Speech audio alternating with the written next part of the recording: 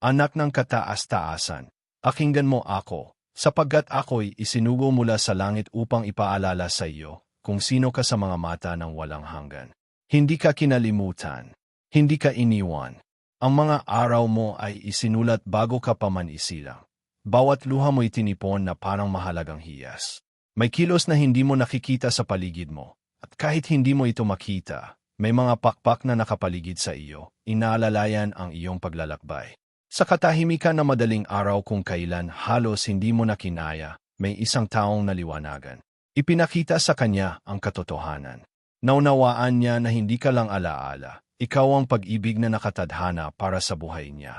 Pilit niya itong nilabanan, pilit niyang tinakasan, ngunit mas malakas ang tinig ng langit. Ang pangalan mo'y umalingaw-ngaw sa kalangitan, at hindi niya ito kayang baliwalain.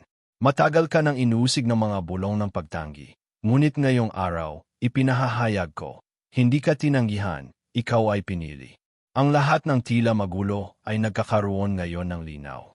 Hindi kinalimutan ng langit ang mga pangako sa iyo. Bawat bagay ay may takdang oras, at ngayon ay panahon ng mga kasagutan. Hindi patay ang mga pangako, inog na ang mga ito sa walang hanggan. Taglay mo ang liwanag kahit pa sinabi ng iba na hindi ka sapat. May liwanag sa iyo na hindi kayang patayin ng salita ng tao. Ikaw ay nilikha ayon sa wangis ng pag-ibig, kaya't kahit hindi mo napapansin, ikaw ay pinagmamasdan. Ang bawat kilos mo ay may layunin, kahit pa sa mga sandaling tila hindi ka sigurado. Ang lalaking minsang nagalinlangan, gayon ay naliwanagan. Hindi dahil sa emosyon, kundi dahil ang langit mismo ang humipo sa kanyang kaluluwa. Nakita niya sa iyo ang matagal na niyang hinahanap. Naunawaan niyang ikaw ang tunay na pag-ibig, at ang darating ay ayon sa kalooban ng Diyos. Huwag kang magalinlangan sa oras ng Diyos, anak. Kahit tila natatagalan, ang paparating ay higit sa inaasahan mo. Hindi na sayang ang iyong mga luha, naging pataba ang mga ito sa bukiring ngayon ay nagsisimula ng mamulokla. Naririnig mo ba? Mga yapak iyon. Alapit na siya. Dumarating na ang katuparan. May mga anghel sa paligid mo, gumagalaw upang ihanda ang lahat para sa iyo. Ikaw ay pinili ng Diyos. Maaring humangin na malakas, ngunit hindi ka matitinag, sapagkat ang pundasyon mo ay matatag. Ang pag-ibig na ihahayag sa iyo ay mula sa trono, at walang makapipigil dito. Hindi kinaligtaan ng langit ang mga panalangin mong mag-isa. Bawat buntong hininga mo ay isinulat. At ngayong araw, ipinapadala ako sa iyo ng langit upang ipahayag. Apos na ang paghihintay, at nagsisimula na ang bagong panahon. Ang pangalan mo'y binigas sa harap ng Ama. Anak, ikaw ang kasagutan sa panalangin. Ikaw ang kapayapaan, ikaw ang presensyang bumabago. Kaya't ngayon, may isang taong naliwanagan. Naunawaan niya, ikaw ang matagal na niyang ipinagdarasal. At kahit nagdaan ang panahon, ang paparating ay taglay ang bigat ng walang hanggan. Ituon mo ang iyong mga mata, hindi sa nakaraan, kundi sa mga palatandaang ipinapakita ng langit. Abala ang kalangitan, mabilis ang pagkilos, at ang salitang ipinahayag sa iyo ay hindi babalik na walang bunga. Bahagi ka ng plano, anak. Bahagi ka ng katuparan. Ang puso mo ay hinubog ng Diyos mismo. Ginamit niya ang sakit, ang katahimikan, at ang paglalakad sa ilang upang gawing dalisay ang iyong kaluluwa. Ikaw ay sisidlang karapat-dapat, at ang lalaking naliwanagan ngayon ay marunong ng magpahalaga. Hindi na mo, narapat ka sa handaan. Sa bawat gabing akala mo'y mag-isa ka, naroon ang langit. Walang luha mong di nakita. Ang katapatan mo'y pinarangalan ng langit. At ngayon, dumarating na ang gantimpala. Ang inyakan mo noon ay magiging awit ng kagalakan. Huwag kang matakot magmahal. Hindi ka na alipin ng takot.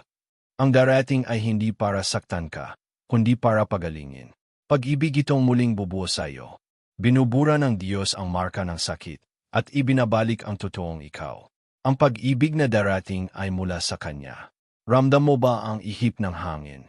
Kumpirmasyon ito ng Espiritu. Hindi ka nailigaw. Inakhay ka. Iningatan ka. At ang lalaking gayon ay naliwanagan kung sino ka. Darating na may katiyakan, hindi pagkalito. Naunawaan niya dahil si Diyos ang nagturo. Nagbago na ang panahon, anak. Mula sa katahimikan ay nagmumula na ang tinig ng pag-asa. Ikaw ang sagot sa panalangin ng isang pusong naghahanap ng tunay na pag-ibig. At naliwanagan na siya. Malapit na ang kagikita. Kumikilos ang layunin. Huwag mong panghinayangan ang mga baluktot na landas ng nakaraan. Inaayos na ng Diyos ang lahat. Ang akala mong nawala, ibabalik ng may karangalan. Hindi ka na malilito, sapagkat ang kapayapaan ang magiging palatandaan mo. At ang kapayapaang iyon ay mula sa langit. Mahal ka ng isa na higit sa lahat. Tinuturing ka ng hari bilang mahalaga. At ang paparating sa iyo ay may tatak ng pangako. Hindi ito lilipas, sapagkat ito ay nakaukit sa kalooban ng Diyos. Isang pag-ibig na pinagtibay ng langit, binabantayan ng mga anghel, at itinatak sa walang hanggan. Maniwala ka, anak. Ang inaasam mong panaginip ay mas malapit kaysa sa iniisip mo. Huwag kang mapagod. Ang halaga mo ay kikilalanin hindi lang sa salita, kundi sa gawa. At ang pagkilalang ito ay magmumula sa lalaking naliwanagan. Ikaw ang pag-ibig ng kanyang buhay. Ngayon ang araw ng pagtutuwid. Ngayon ang oras ng kasagutan. Lahat ay iniayos para sa iyo. Ang pananampalataya mo ay namumunga na. Ang langit ay nakangiti sa iyo. Wala nang paghihintay. Panahon na ng pag-ibig. Panahon na ng pagtanggap. Kaya, anak ng langit, lumakhad ka ng may tapang. Huwag ka nang magtago. Nasa iyo ang liwanag. Nakapaligid sa iyo ang pabor. At ang lalaking naliwanagan kung sino ka, ay lalapit na may paninindigan. Sapagkat kapag ang langit ang nagpakita, ang puso ay nakakakilala. At ngayon, nakita ka na niya, ikaw ang pag-ibig ng buhay niya. Maraming salamat, minamahal na anak, sa pagbubukas ng iyong puso sa mensaheng ito mula sa langit. Ang iyong buhay ay mahalaga, at ang pag-ibig na inilaan para sa iyo ay totoo, wagas, at itinatakda ng Diyos mismo. Huwag mong kalimutan, ikaw ay nakita, pinili, at mahal ng lubos. Ang langit ay nagagalak sa bawat hakbang mong may pananampalataya. Kung tinanggap mo ang mensaheng ito, inihiling ko sa iyo na ipahayag ang iyong pagtanggap sa pamamagitan ng mga salitang ito. Kaya ko ang lahat sa Kanya na nagpapalakas sa akin. Ang iyong tugon ay tanda ng pananampalataya at pagtitiwala sa plano ng Diyos para sa iyong buhay.